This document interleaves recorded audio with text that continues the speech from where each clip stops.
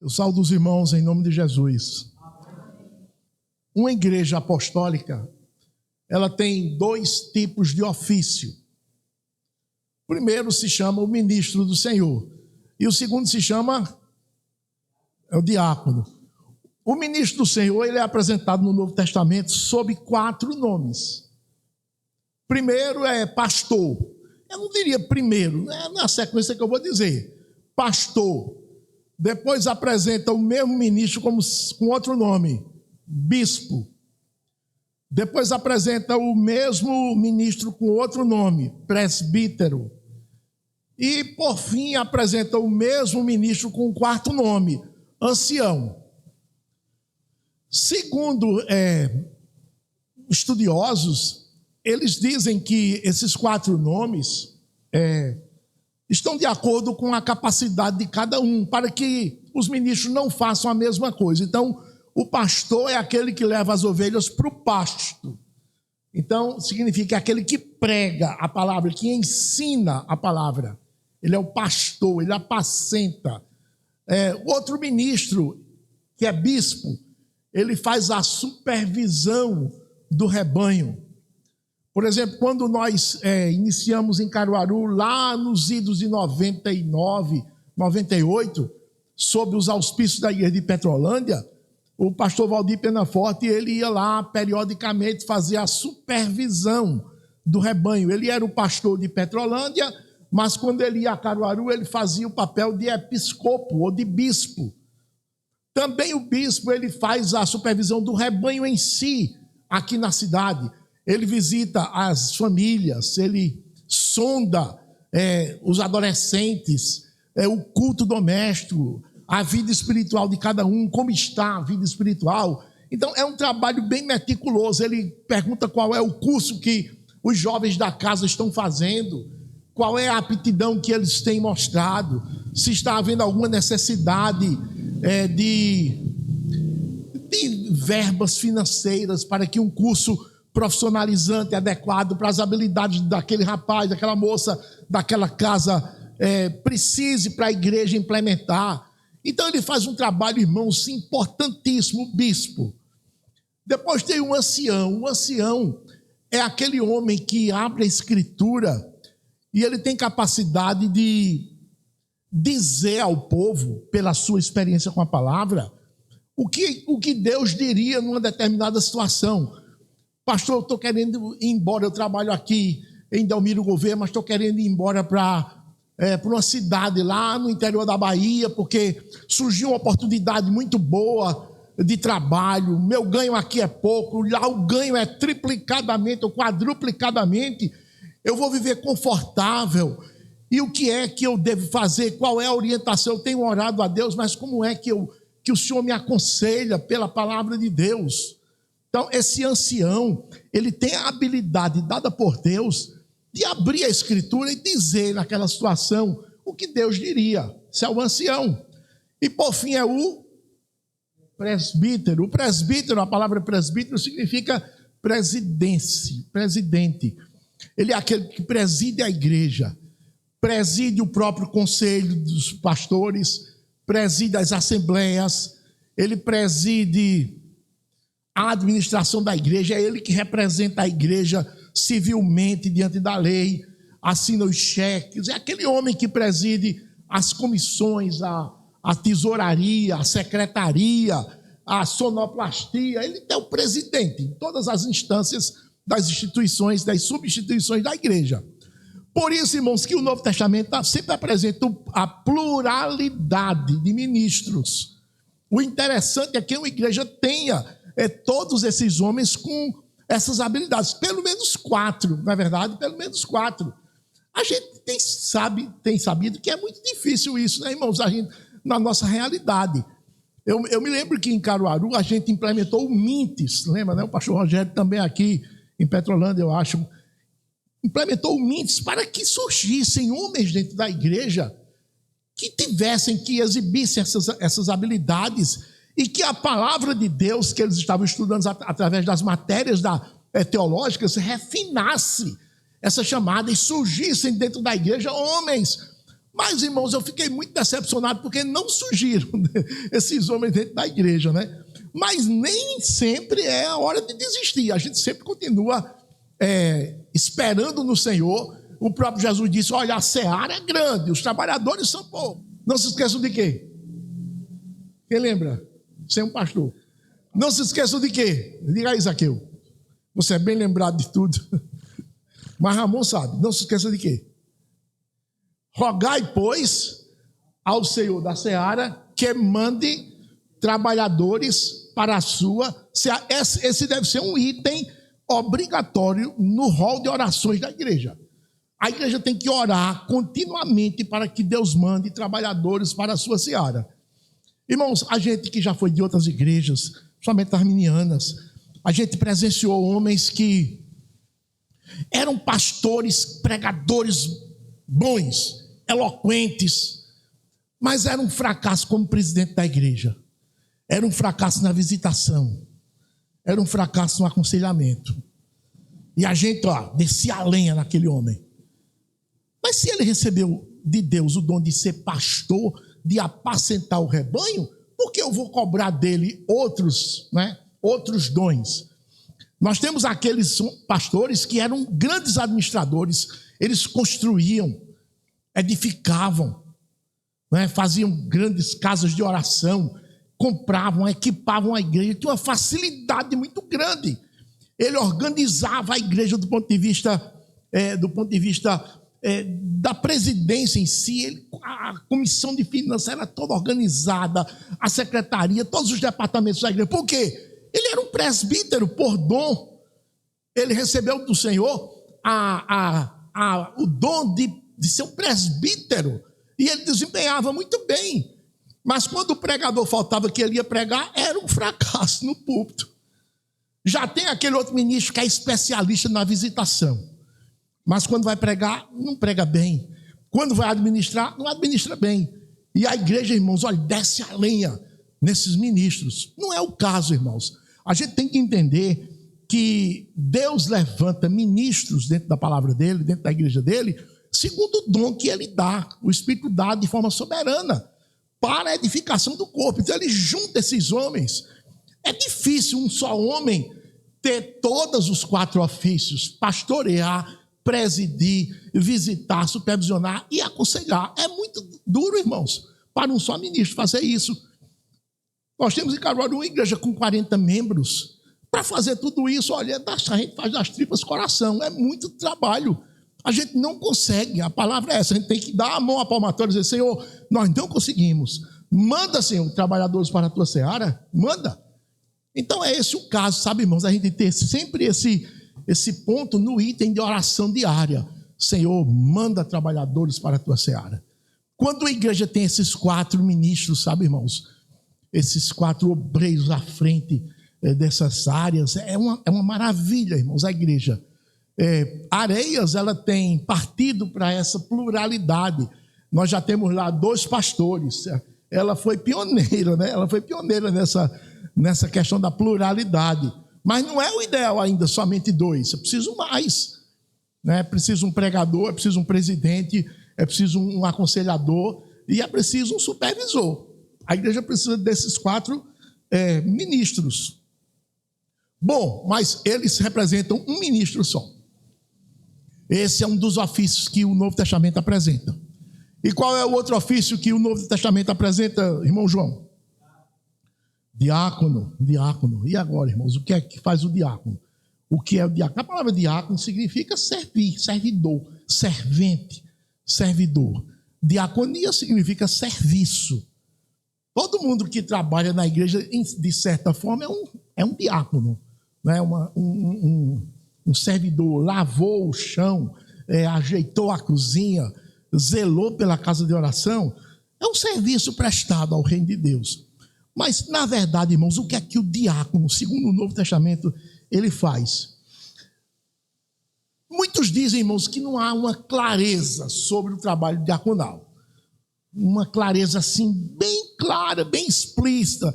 Mas a gente consegue, irmãos, a partir do texto que a gente vai estudar, consegue ver, irmãos, assim, coisas interessantes que normalmente a gente não vê numa leitura rápida. E esse é o propósito desta manhã, da nossa exposição desta manhã. Nós vamos falar sobre o título Encarregando-se deste serviço. Encarregando-se deste serviço. Nós vamos ver como a Escritura apresenta essa questão. Jesus fundou a sua igreja. Depois subiu aos céus. Quem ficou responsável pela igreja? Quem? Os apóstolos ficaram responsáveis pela igreja. Então, irmãos, a igreja está formada. No dia de Pentecostes, Pedro pregou um sermão, não foi? E quantas pessoas se converteram, Ramon? Quase 3.000. Naquele dia houve um acréscimo de quase 3.000 almas. Um acréscimo. E quantas tinham? Quantas? A assembleia compunha-se de cerca de 120 irmãos. Quando eles estavam ali para eleger os apóstolos, o apóstolo substituto de Judas, não foi, pastor? 120 irmãos. Aí 3.000. Logo depois, irmãos, fala de quantos? Quem lembra? 5.000. Poucos dias depois, olha, o número já está em 5.000. Aí, em Atos 6, diz, olha, multiplicando-se o número de irmãos, que perdeu-se a conta. Multiplicou-se o número de irmãos. A Bíblia só fala, o Novo Testamento só fala dos apóstolos até então. Somente os apóstolos estavam ali. Fazendo o quê? Pregando a palavra, orando. E cuidando de quê? E é esse ponto que nós vamos ver. Cuidando de quê? Dos necessitados que estavam surgindo. Por quê dos necessitados que estavam surgindo? Porque, irmãos, a igreja começou na cidade de Jerusalém. Preste bem atenção. No meio dos judeus. Judeu guarda o sábado. Judeu cumpre a lei cerimonial. Judeu circuncida os filhos. Judeu guarda as festas. Pentecostes, primícias, trombetas, tabernáculos, dia da expiação. Todas aquelas festas, a gente sabe disso. Judeu não se comunica com um gentio. Então, esse é o estilo do judeu.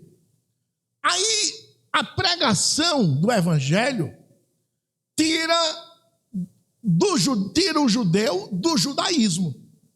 Você agora é judeu de nascimento, mas você é cristão por causa da sua fé. Então, isso significa dizer o quê? Que os judeus não tinham mais obrigação de circuncidar os filhos. Não tinham obrigação de guardar as festas. De cumprir todo aquele cerimonialismo. E principalmente não tinham obrigação com o Shabat. Com o Shabat. Sacrifício também.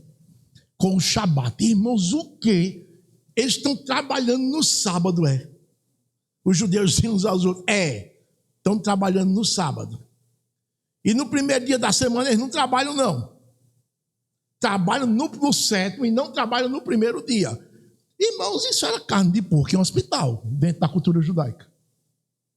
Então os cristãos eram assim. Então multiplicou-se o número de cristãos e multiplicou-se o número de carentes. Por quê? Começaram a perder o emprego. Os que tinham bodega, empresas, ninguém comprava mais a eles. Ninguém vendia mais a eles. José diz tudo isso lá. Ninguém comprava, ninguém vendia. Eles passaram a ficar, irmãos, numa comunidade isolada dentro de Jerusalém. Eles perderam o contato com os demais judeus. Oi? Sim, exatamente. Então, eles ficaram completamente esquecidos dos judeus. Ficaram segregados, porque os judeus não admitiam mais aquele povo que está dentro da nossa cidade, dentro da nossa cultura e vivendo com uma cultura diferente. Então o ódio foi grande contra os crentes. Por conta disso, muitos passaram a sofrer necessidades, não ter o que comer, não ter onde morar. Se você morava numa casa alugada, o dono pedia, despejava você ficava no meio do mundo com a sua família, crianças, idosos. Foi muito difícil, irmãos, aquela situação. Então, multiplicou-se o número de discípulos, multiplicou-se o número de pessoas carentes também. A diferença, irmãos, entre os que eram suficientes financeiramente e os que não eram, era muito pequena. Foi um volume muito grande de crentes que passou a sofrer necessidades físicas. E quem era que estava suprindo quem era que estava administrando essa nova situação? Os apóstolos. Então eles estavam orando, ministério da oração, que é um ministério que gasta muitas horas, desde que eles pediram para Jesus, João Batista ensinou os discípulos dele a orar. Ensina-nos também, Senhor. Aí o Senhor ensinou, porque eles viam Jesus gastando horas e horas em oração, e ele não conseguia orar 30 segundos. Ele disse, Senhor, ensina-nos a orar, como João Batista ensinou. Então, eles desenvolveram, irmãos, na oração, passaram a gastar longas horas em oração, pregar a palavra e ainda administrar a feira, as necessidades, as demandas de milhares de crentes que estavam passando necessidade. Repara a situação. Então, nós não vamos dar conta disso tudo. Mas eles nem estavam vendo o problema, irmãos. Eles se dedicavam à oração, se dedicavam à pregação, davam as ordens para acudir os necessitados, mas essas ordens para acudir aos necessitados não estavam sendo suficientes. Não estava sendo suficiente. Pessoas estavam passando necessidade. Então houve uma celeuma, houve uma reclamação. E abram a escritura em Atos capítulo 6 para a gente ver o texto aqui.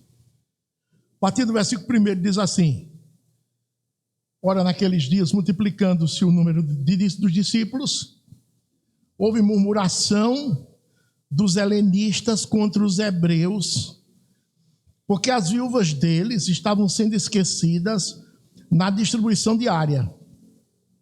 Então os 12 convocaram a comunidade dos discípulos e disseram: não é razoável que nós abandonemos a palavra de Deus para servir às mesas. Mas, irmãos, escolhei dentre vós 7 homens de boa reputação, cheios do Espírito e de sabedoria, aos quais encarregaremos deste serviço. E quanto a nós, nos consagraremos à oração e ao ministério da palavra. O parecer agradou a toda a comunidade e elegeram Estevão, homem cheio de fé e do Espírito Santo, Filipe, Prócoro, Nicanor, Timão, Pármenas e Nicolau, prosélito de Antioquia. Apresentaram-nos perante os apóstolos e estes, orando, lhes impuseram as mãos. Crescia a palavra de Deus, em Jerusalém se multiplicava o número dos discípulos, também muitíssimos sacerdotes obedeciam à fé. Então, aqui, irmãos, está esse contexto que eu falei. Houve aqui uma murmuração que muitos irmãos necessitados não estavam sendo atendidos. Então, foi a partir desse momento que foram indicados esses homens que todos reconhecem que aqui é a instituição dos diáconos. Homens que foram eleitos para servir. Em momento nenhum eles falam a palavra diácono. Não fala a palavra diácono no texto.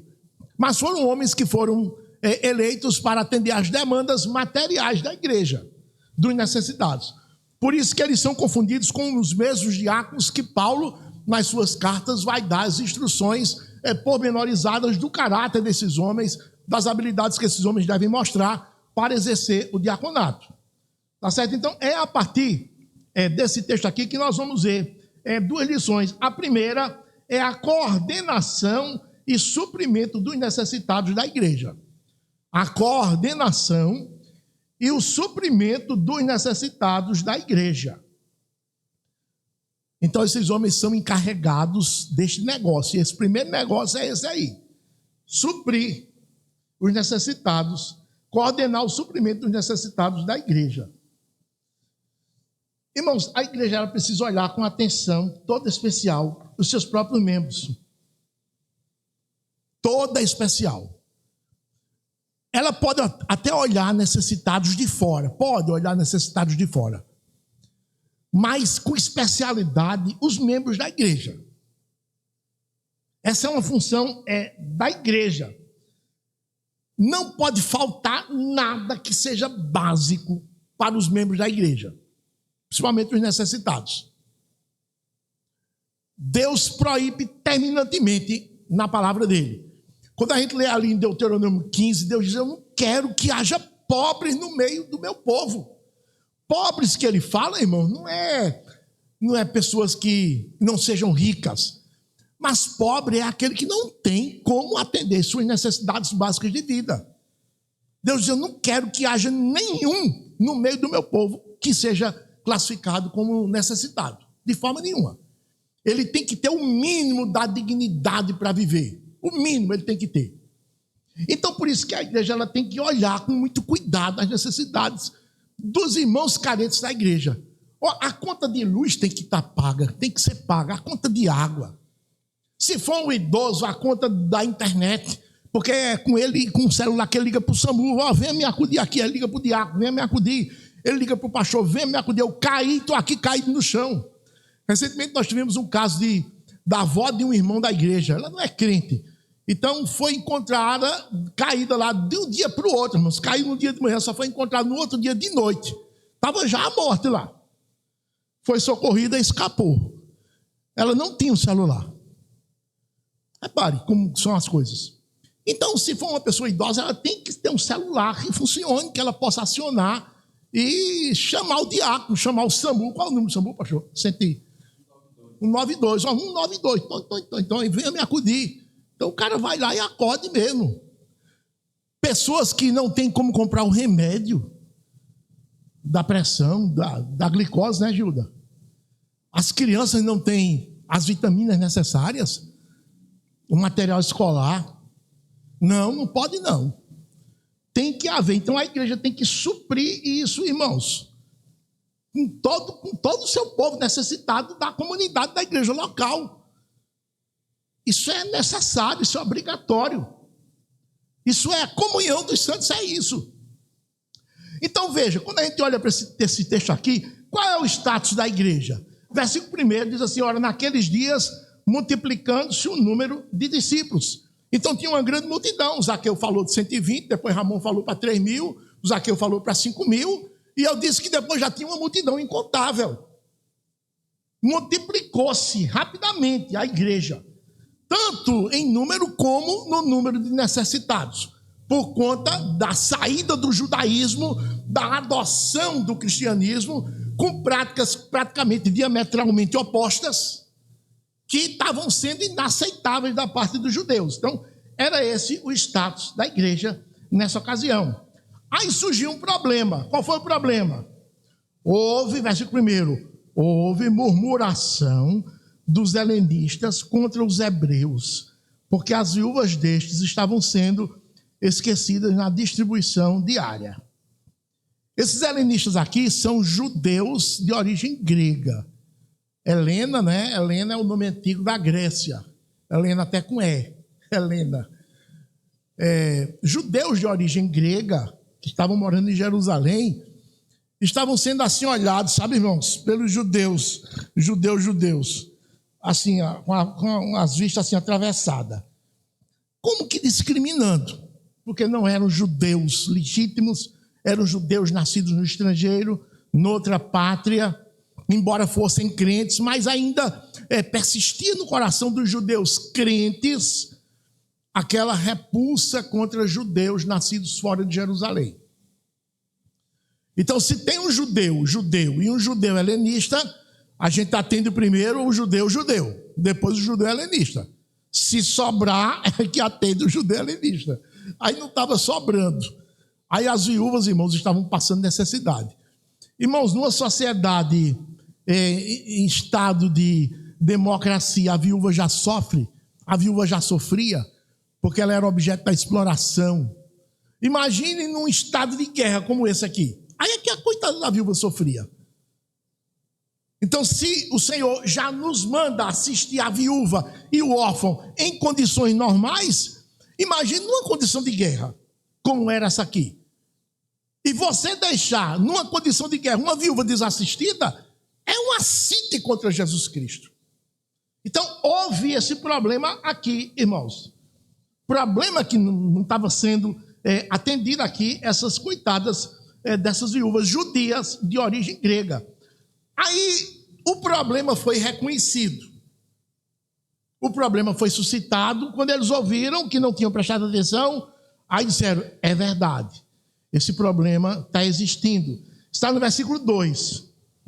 Então os 12 convocaram a comunidade dos discípulos e disseram, não é razoável que nós abandonemos a palavra de Deus para servir às mesas. Então os apóstolos aqui reconheceram o problema. Irmãos, sempre que nós formos notificados de um problema, a melhor coisa é o que? Reconhecer. Reconheça. É melhor. Como crente, é esse o caminho que você deve tomar. Reconhecer o problema. Você não é infalível, você falha, você tem pecados, tem erros, então reconheça. Não faça aquela cerviz empedernida, aquela dura cerviz. Admita logo o problema, como os apóstolos fizeram. Realmente esse problema está existindo. Foram abordados, disseram, é verdade isso, é verdade. Tem esse problema, está havendo esse problema. E a gente não está atendendo, porque se viúvas estão sendo esquecidas na distribuição diária, é porque nós não estamos atendendo essas pessoas. Aí eles disseram assim, por outro lado, não é razoável que nós abandonemos as mesas, abandonemos a palavra de Deus para servir as mesas. Essa palavra mesa, sabe, irmãos, no versículo 2, significa o abastecimento material de uma família. Não quer dizer somente a comida, não, sabe? Mesa é o abastecimento material. Todos os haveres de uma família. Quais são os haveres? Você sabe, né? Tem a comida, tem conta de água, conta de luz, conta de telefone, conta disso, daquilo, material escolar, remédio, higiene, limpeza. Sabe? São muitas coisas, irmãos. Então é isso que ele está dizendo. Atender às mesas é isso. Então, depois de reconhecer o problema, eles apontaram a solução. Veja a solução aqui. Versículo 3. Mas, irmãos, escolhei dentre vós 7 homens de boa reputação, cheios do Espírito e de sabedoria, aos quais encarregaremos deste serviço. Aqui a solução está apontada. Então, observe como a doutrina dos apóstolos instrui. Repare, como é claro isso. Irmãos, escolhei dentre vós. Esses homens foram revestidos por Deus de grande autoridade sobre a igreja. Mas foi que eles disseram aqui, nós não vamos escolher. A igreja se reúne e escolhe. Nós respeitamos a autoridade da igreja. É por isso que nós somos batistas. Os batistas respeitam a autoridade da igreja. A Assembleia é a soberana na sua administração. Por isso que implica que a igreja, impõe-se que a igreja seja especialista na Escritura. Tenha um expositor da palavra aqui, para que toda decisão da igreja seja baseada na Escritura. Porque a igreja vai decidir todas as questões que envolvem a sua vida administrativa, espiritual, social. É ela que decide, é a Assembleia. Nós não temos um concílio, um conselho acima da igreja. Uma convenção não é acima da igreja. Nós não temos o Supremo Concílio. A igreja local, ela é autônoma, ela tem autonomia, segundo o Novo Testamento. E aqui está com clareza os apóstolos dizendo, irmãos, se juntem e escolham. A solução passa pela igreja. Isso é um reconhecimento apostólico, orientado por Cristo, que a igreja é quem decide as suas questões, irmãos. Aí ele diz no final do versículo 3, aos quais encarregaremos deste negócio. Os diáconos estão sendo eleitos aqui, irmãos, não é para carregar o piano, preste atenção. Os irmãos que serão eleitos diáconos futuramente aqui, vocês não são eleitos para carregar o piano. Vocês são eleitos para administrar. Encarregado significa que planeja e que instrui e que aplica. Encarregado é isso. Quantos homens foram indicados aqui, Gilda? Quantos foram a instrução para indicar? Quantos? Prestou atenção, Simone. 7. 7 homens, irmãos, nunca atenderiam 3.000 pessoas. Nunca atenderiam. Eles foram indicados para coordenar, eles planejam, coordenam, instruem e veem como está sendo o cumprimento daquilo que foi elaborado. Porque o Senhor quer que a igreja seja envolvida no trabalho de servir uns aos outros. Preste atenção. No último dia, Jesus está dizendo aqui, vocês aqui de Delmiro, fica aqui à minha direita. Porque eu tive fome, vocês me deram de comer. Eu tive sede, vocês me deram de beber. Eu estava nu, vocês me vestiram. Eu estava enfermo, vocês foram me visitar. Eu estive preso porque estava pregando a verdade, vocês foram me ver na prisão. Aí a outros ele vai dizer, vocês ficam aqui à esquerda. Porque eu estive preso, vocês não foram me visitar. Eu estive nu, vocês não foram me vestir. Eu estive com fome, vocês me deram comida. Aí essa turma da esquerda vai dizer, Senhor, mas isso não era meu trabalho não, isso era trabalho diaconal. Não era trabalho meu como ovelha, era um trabalho diaconal. Mas Jesus não se referiu aos diáconos, se referiu aos crentes, irmãos, de forma geral. Por que ele se referiu aos crentes de forma geral? Porque o trabalho dos diáconos é coordenar a igreja na execução desse trabalho. A igreja é quem carrega o piano. Os diáconos, eles elaboram todo o projeto e acompanham. Claro que eles fazem também, porque eles são crentes.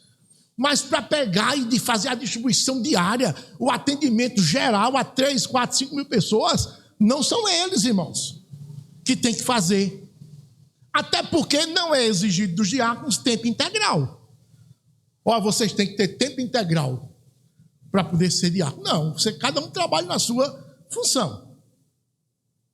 Mas eles se reuniam nas horas que eram possíveis do dia para planejar e acompanhar. Por isso que 7 homens foram indicados pela autoridade dos apóstolos, irmãos. Então, a palavra encarregada é isso. Não é que ele vai fazer, o encarregado do setor, ele faz? Não, ele manda fazer. O encarregado do setor na empresa, não é assim? Ele é encarregado por aquele setor. Então ele dá ordens aos funcionários e acompanha o cumprimento delas. Chama a atenção daqueles que não estão desempenhando suas tarefas. É encarregado. A própria palavra a gente sabe do dia a dia, do nosso dia a dia. Aí, no final do versículo 3 ainda, nós temos as qualificações dos diáconos. Escolhido entre vós 7 homens, de boa reputação, cheios do Espírito e de sabedoria, aos quais encarregaremos deste serviço. Irmãos, eles indicaram 7, e foram escolhidos 7 mesmo. Há autores, sabe, que dizem que foram indicados 7, porque 7 sempre na Escritura é um número assim completo, né? Um número perfeito, um número... Hoje a gente teria 10, né? Tirou quanto na prova? 10. É um número perfeito, um número completo. Então foi um número simbólico e foram escolhidos 7 mesmo. Mas isso não quer dizer que uma igreja só tenha no máximo 7. Ela pode ter quantos diáconos quiser, quantos achar que o tempo de cada um disponível para o exercício da tarefa possa ser disponibilizado. Então o pastor, os oficiais calculam esse número. Não, 7 é pouco, vamos eleger 10 ou 15 ou 20. São muitos necessitados. Não, 3 bastam. Isso é uma questão do senso da igreja, entenderam, irmãos? Mas foram escolhidos 7 homens. Então, a primeira, a gente sempre tem dito, né? A primeira qualificação do diácono é que seja um homem. Não pode ser mulher. Não tem diaconisa. Porque, irmãos, é um cargo de oficialato. Oficialato. É um cargo de comando. É um cargo em que você vai ser encarregado. E você está na igreja. Na igreja, a mulher não pode ser encarregada. A não ser do setor das mulheres, do aconselhamento das jovens que vão casar. Aí elas podem ser encarregadas, não é verdade? Mas as tarefas devidas ao homem, a mulher não pode cumprir dentro do plano de Deus. Por quê? Porque Deus protege a mulher. Deus não fez a mulher para comandar, fez a mulher para auxiliar o comandante. Desde a origem, que esse é o espírito da Escritura. A gente sabe que o feminismo se levantou contra Deus veementemente, com o dedo assim, na cara de Deus, o senhor está errado. Né? Isso tem invadido os arraiais, irmãos cristãos, a mulher se levanta. O pastor Dória foi pregar numa igreja aqui na divisa de Alagoas com Sergipe, Propriar, não, a do lado de cá, Porto Real, numa igreja presbiteriana, e foi falar sobre a submissão da mulher.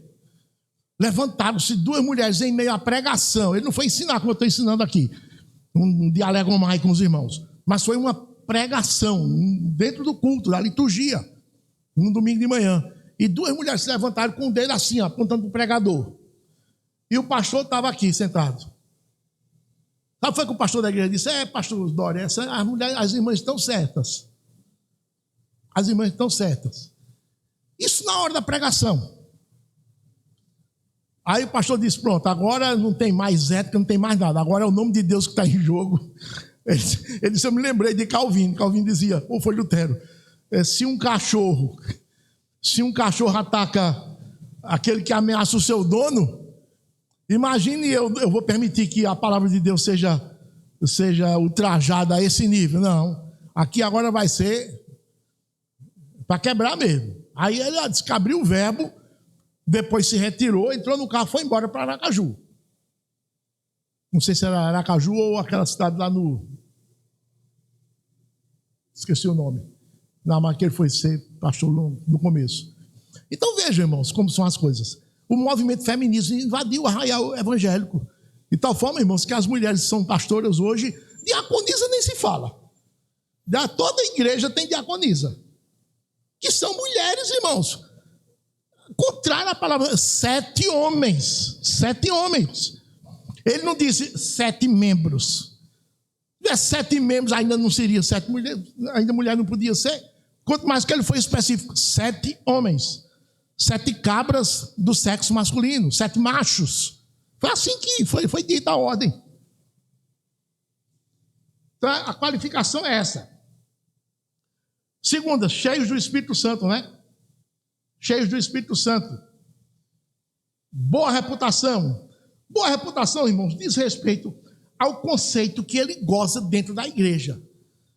7 homens cheios do Espírito, de boa reputação. Qual o conceito de um homem dentro da igreja? Existem homens dentro da igreja que a igreja diz assim, esse irmão é o nosso irmão, é um irmão amado, mas esse irmão não tem condições não. Esse homem é muito fraco. Esse homem não domina nem a mulher dele. Porque tem muitos homens dentro da igreja que são desse jeito. Esse homem não tem iniciativa. Esse homem, ele chega atrasado aos cultos. Esse homem não é um servidor. Esse homem, ele tem que aprender, ele tem que percorrer muito caminho para poder ser um oficial dentro da igreja. O próprio povo, veja, ama aquele irmão, é nosso irmão, gosta daquele irmão, mas em termos de qualificação para ser um oficial da igreja, o povo tem opinião sobre ele. Toda a igreja tem, porque todo mundo conhece os homens da igreja e sabe quem é quem dentre os homens. Eu vi recentemente de uma irmã dizendo, pastor, os homens daquela igreja não são de nada. A irmã é da igreja. E uma igreja pequena, irmãos. E disse, os homens daquela igreja não são de nada. Coitadas das esposas deles. Eu ouvi essa frase recentemente. Por outro lado, quando o homem é aplicado, responsável, comanda bem sua família, é contribuinte, é liberal, não tem nem compromisso com a avareza, o que é dele é do Senhor, é da casa de oração, ele não mede esforço, não faz conta de picuinha, irmãos. Esse homem também é notado. Paulo disse, aqueles homens que desempenharem bem o diaconato, eles ganharão grande proeminência diante dos irmãos. Os irmãos vão respeitá-lo, vão honrá-lo sobremaneira.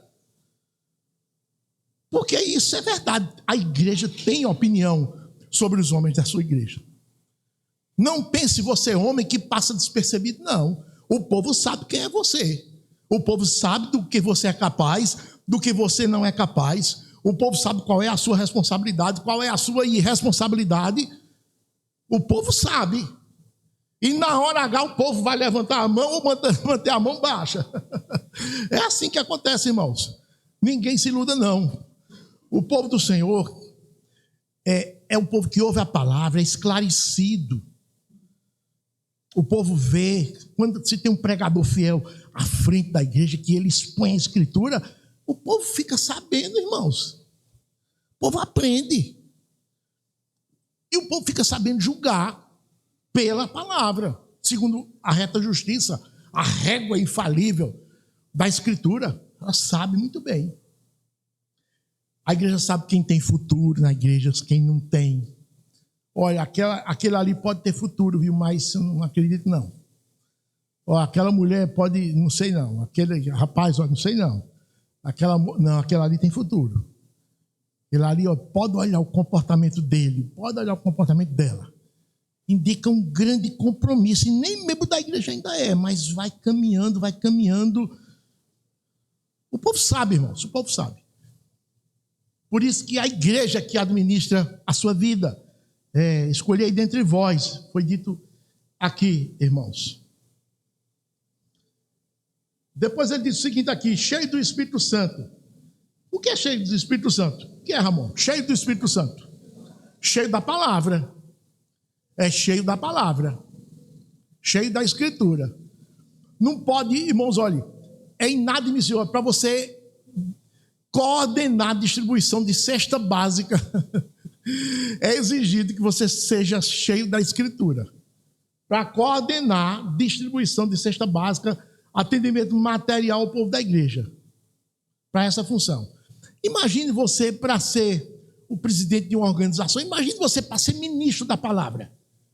Tem que ser uma pessoa, irmãos, que tenha um embasamento bíblico, irmãos, grande para ser pastor da igreja. Não é verdade, irmãos? Que se exige isso do diácono, imagine para outras funções, como pastor, por exemplo. Então ele tem que ser um homem afeito à Escritura. Um homem que tem intimidade com a palavra de Deus, cheio do Espírito Santo, cheio da Escritura. Como disse Paulo, alguém que maneje bem a palavra da verdade. E o que é cheio de sabedoria? Cheio do Espírito Santo. Não basta não. Aí os apóstolos não, tem que ser cheio de sabedoria também. É outra coisa, né, irmãos? O que é cheio de sabedoria? Irmãos, cheio de sabedoria é uma pessoa que sabe aplicar aquilo que crê à sua vida prática, à sua vida diária. Eu já vi, irmãos, tanto reformado, irmãos, com tanto conhecimento bíblico, teológico, mas que não sabe aplicar a vida pessoal, não sabe aplicar a vida da sua igreja. Ele não tem sabedoria, em outras palavras. Tem conhecimento, mas não tem sabedoria. Nem para a própria família ele aplica. Nem na própria vida pessoal, nem na vida da família, muito menos na vida da igreja. Há pastores que são assim, conhecimento bíblico. Eu sou professor do seminário, eu ensino não sei aonde, eu ensino EAD. Apareceu um vídeo na internet aí, um sujeito apresentando o currículo de um homem que ia pregar. Irmãos, ele passou uns 10 minutos dizendo o currículo desse homem. Já viu, né? O vídeo que está... Só faltou dizer que é o querubim da guarda ungido. Muitos títulos, mas precisa ter a aplicação disso na vida prática. Por isso que o diácono, os apóstolos exigiram. Ele tem que ser cheio da palavra, mas também ele tem que ser cheio de sabedoria. Aos quais encarregaremos deste negócio. Aí diz o versículo 5 o seguinte: o parecer agradou a toda a comunidade. O que é isso? Agradou a toda a comunidade. Tudo quanto vem de Deus, sabe, irmãos, traz paz à igreja. Traz paz. Ontem eu estava ouvindo um relato sobre fazer o retiro aqui em Delmiro. Então, eu ouvi, quando o pastor recebeu assim a condução da parte de Deus, fazer o retiro, ele ficou tonto. Aí foi caminhando, ele foi caminhando, foi mostrando. Quando finalmente chegou na igreja, o povo fez assim, aplaudiu. Então, tudo quanto vem de Deus é assim, encaixa, é como uma pedra, uma peça de quebra-cabeça, cabe naquela, só aquela pedra cabe naquela vaga, com todas aquelas geometrias alteradas que tem, cada uma com a sua forma própria. O parecer agradou a toda a igreja. Veio da doutrina dos apóstolos. Irmãos, a doutrina dos apóstolos é a puríssima palavra de Deus. Agradou a toda a igreja. Aí foi o que aconteceu. A igreja se reuniu, indicou com facilidade esses 7 homens. Indicou com facilidade. Porque não teve nenhum problema aqui, como em Atos 15, por exemplo, não teve nenhum problema. Diz aqui que o parecer agradou a toda a comunidade, versículo 5. E elegeram Estevão, homem cheio de fé e do Espírito Santo, Filipe, Prócoro, Nicanor, Timão, Pármenas e Nicolau, prosélito de Antioquia. Um sírio aqui, né? Um sírio veio, que estava morando em Jerusalém, que tinha sido prosélito, aprendendo o judaísmo, a Torá, para se tornar judeu. Acho que não deu nem tempo de se tornar judeu, se tornou logo cristão. Já foi eleito diácono, era um homem realmente notável. As demais qualificações, irmãos, exigidas, estavam nesses homens, mas tem um aqui que foi destacado, né? Quem foi? Estevão foi destacado. Foi destacado aqui por conta do que ele vai fazer no bloco seguinte. Então, Lucas já antecipou a qualificação. Não quer dizer que os outros não fossem, os outros eram, mas ele de forma especial. Porque a gente sabe que o desenvolvimento dos crentes é diferenciado. Todos estão no corredor do desenvolvimento. Mas tem uns que estão ali na posição 8, tem uns que estão na posição 6, outros na posição 2, outros na posição 4,5. Né? O desenvolvimento dos crentes é diferente. Estevão estava disparado. Por isso que ele foi destacado aqui no relato de Lucas. Estevão, homem cheio de fé e do Espírito Santo, que foi uma das exigências da indicação dos apóstolos. Então, os outros também tinham, mas com especialidade, Estevão. Então, esses homens foram eleitos. Eles deram conta do recado, irmãos. Eles serviram as mesas. Deixaram os apóstolos livres para a pregação e a oração. O que foi que os apóstolos tiveram de influência nessa eleição? Somente a instrução para a igreja de irmãos, vocês se reúnam e elejam.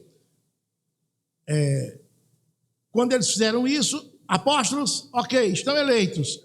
Vamos ter o culto de consagração. Aí os apóstolos estavam presentes no culto de consagração.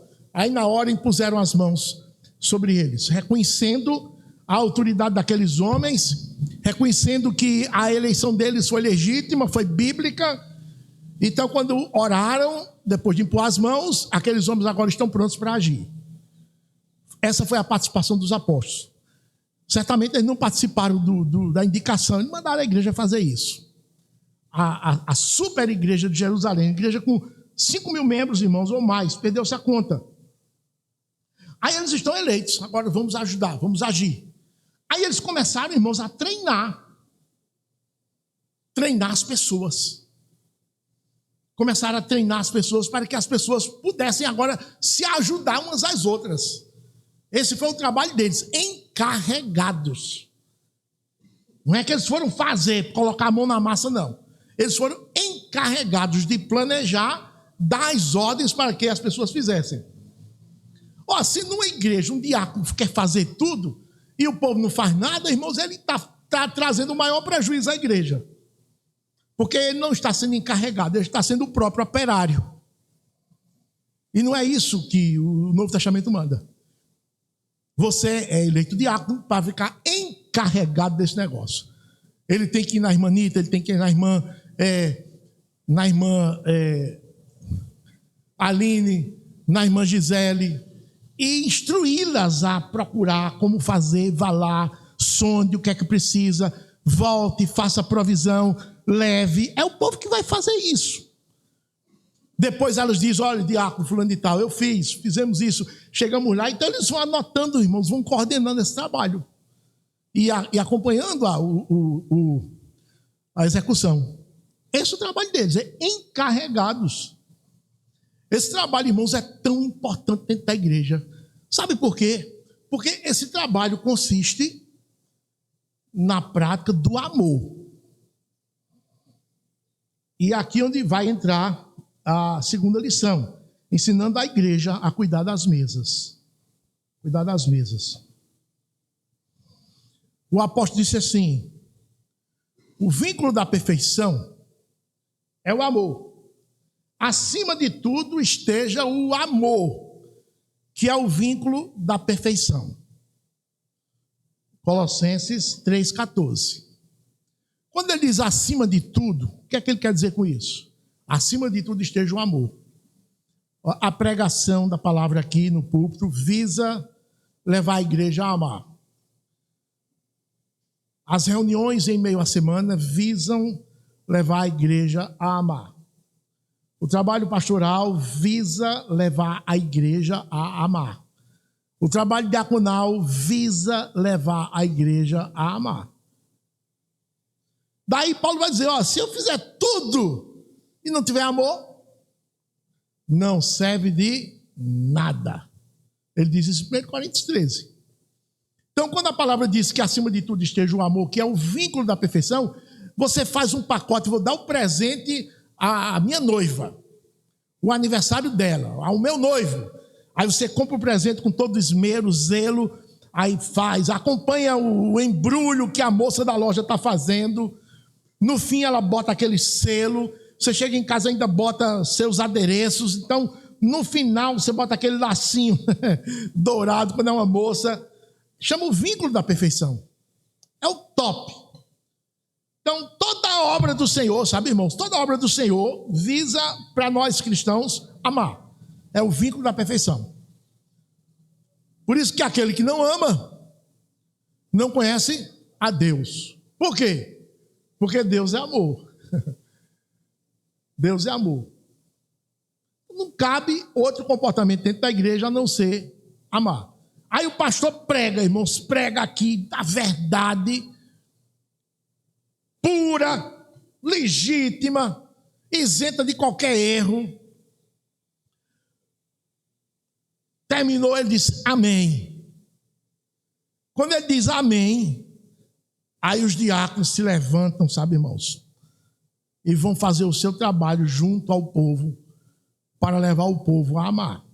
Repara a importância do trabalho diaconal. Olha, irmãos, lembre-se de uma coisa: 120, 3 mil, 5 mil, depois um número incontável. 7 homens sozinhos nunca cuidariam dos necessitados da comunidade.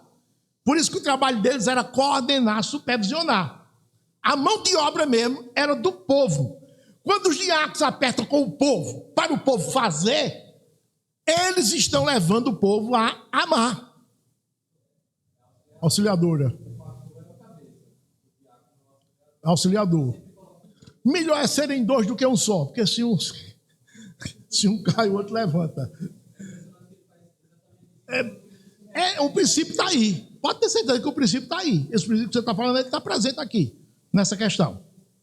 Então a mão de obra é do povo, irmãos. Quando os apóstolos estavam cuidando da pregação, da oração, eles estavam cuidando também de abastecer o povo, de coordenar o abastecimento. Mas vejam, eles estavam dando muita importância à oração, muita importância à pregação, que estavam certos, mas menos atenção a levar o povo a praticar. Estão entendendo? O amor. Eita, nós estamos falhando nesse ponto. Quando surgiu o problema, vocês estão certos. A reclamação procede. Nós admitimos a falha. Vamos corrigir. Vamos eleger os homens. Vocês se reúnam, elejam. E a gente participa do culto de consagração, consagra esses homens e eles começam no trabalho deles de encarregar o povo, de praticar o amor. Então foi assim a sequência. Então os diáconos são aqueles homens que planejam, distribuem as tarefas, supervisionam a sua execução, corrigem lapsos. Aí Jesus no último dia vai dizer: eu tive sede e vocês me deram de beber. Mas é o crédito comum. A irmã Nita, a Gilda, mas como? Eu não fui diaconisa. Mas você foi, você realizou o trabalho de amor que os diáconos lhe ensinaram. Elas vão responder. E o Senhor vai dizer, olha, muito bem, venham aqui para a direita. Simone, você distribuiu roupas com o nu. Você tinha um guarda-roupa lá estufado. E os diáconos disseram, distribua suas roupas com as roupas que são boas e você não usa mais. Ou mesmo que usa, mas pode dispor delas, distribua. Vistam nu. Muito bem, Simone, você fez comigo. Aí Simone vai dizer, foi o diácono da minha igreja que me instruiu, que me conduziu, planejou e eu fiz. Aí o Senhor aplaude. Vai ser assim, irmão, no último dia. Então o princípio é esse, os pregadores de cima do púlpito pregam a palavra, os diáconos embaixo movem os remos. A gente sabe que nos navios antigos havia o primeiro porão, o segundo e o terceiro. Eram 3 porões. O terceiro era o mais íngreme, porque quanto mais fundo dentro d'água, maior a pressão. Então aqueles remadores do terceiro porão, irmãos, eram os piores servos que se colocavam ali. Homens maus, homens que saíam da prisão. Você quer ir lá para o terceiro? Eu prefiro ir lá para o terceiro porão do que ficar aqui na prisão. Homens terríveis que eram condenados. E eles iam lá, e a palavra que é usada para eles é dulo, né, pastor? Dulos, que é a mesma palavra usada para os crentes. Dulos, nós somos dulos, servos do Senhor. Nós somos os servos do terceiro porão. Ó, remando, sabe, remando. Muitos morriam por falta de oxigênio. Despendiam muita força física, o oxigênio era pouco no terceiro porão, eles morriam sufocados. Pois nós somos chamados a esse terceiro porão, para servir uns aos outros. E quem coordena esse trabalho são os diáconos.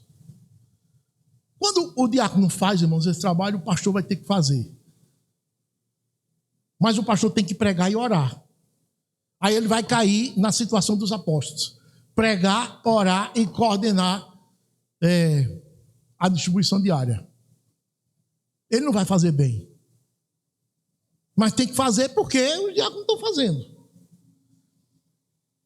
Então os irmãos olhem, os homens da igreja, olhem com atenção. A tarefa desses homens será grandiosa. Serão encarregados, precisam ser cheios do Espírito Santo, cheios de sabedoria. Aí quando a gente vai lá para a carta de Paulo a Timóteo, aí ele bota o restante das qualificações. Sempre é bom dar uma olhada, irmãos. Então, irmãos, o que o povo fazia é que será publicado no último dia, lá no dia do juízo. Vocês foram membros de uma igreja cujos diáconos planejaram bem o trabalho da diaconia e levaram vocês a executar. Aí a gente vai ouvir, vinde benditos de meu Pai. Por quê? Porque eu tive pastor competente, bíblico, e diáconos bíblicos que fizeram o seu trabalho de encarregados deste negócio. Os diáconos me ensinaram a aplicar a palavra do púlpito no amor diário uns com os outros. Irmãos, a gente vai terminar dizendo, é por isso, irmãos, que não cabe de nossa parte para com os demais irmãos outra atitude que não seja a atitude do amor. Então, fofoca é do demônio. Abandone fofoca, abandone falar mal do irmão. Somente quando estiver em casa, sozinho, com a esposa, com o marido, com os filhos. Evite qualquer tipo de comentário que seja contrário ao amor. Não é? Evite não perdoar o irmão. Evite criticar o irmão. Porque nada disso é atitude de amor. O amor é o vínculo da perfeição. O pastor trabalha nesse sentido, o diácono mais ainda, para fazer aplicar na vida da gente esses princípios. Então, irmãos, nada de pobre, né, no meio da nossa igreja, nenhum necessitado dentre os irmãos. E quando estamos falando de pobre, não estamos falando de riqueza, de prosperidade, mas estamos dizendo que não pode haver irmãos carentes no meio da irmandade. A própria ceia Vai ter ceia hoje, pastor? Vai ter ceia, vai não, né? A própria ceia que a gente toma, ela diz isso. Ó, a ceia é comunhão com Cristo e comunhão com os irmãos. Você vai comer o pão? Vou. Quando você estiver comendo o pão, você está dizendo diante de todos e principalmente diante de Deus que está em comunhão com os irmãos. E estar em comunhão com os irmãos é estar acudindo os irmãos. Não pode haver necessitado no meio do corpo de Cristo, não. Agora, o cuidado primeiro é com os de casa. Por que é com os de casa?